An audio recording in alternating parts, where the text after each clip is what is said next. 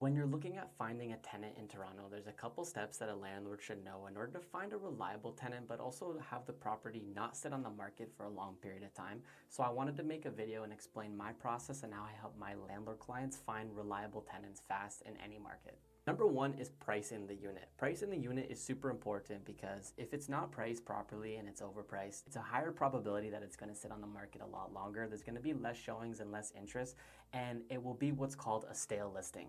You want to avoid that as much as possible because then the tenant will have the leverage and they're going to be able to put an offer significantly under asking because the property has sat on the market and it makes it seem as if it's not desirable.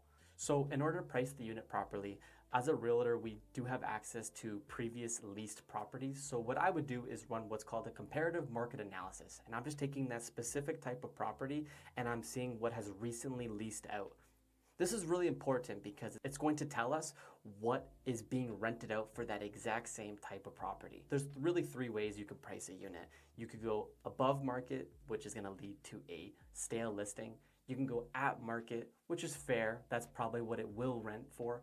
Or if you want to rent it out very fast, you can go a little bit under market. So now it's considered a deal and everybody wants a deal. So you're going to get a lot more showings when you price the unit a little bit under. It all depends on what the landlord's timeline is. Generally speaking, most properties should be priced around market rate, but it all depends on the timeline on when the landlord is looking for the possession date for the property.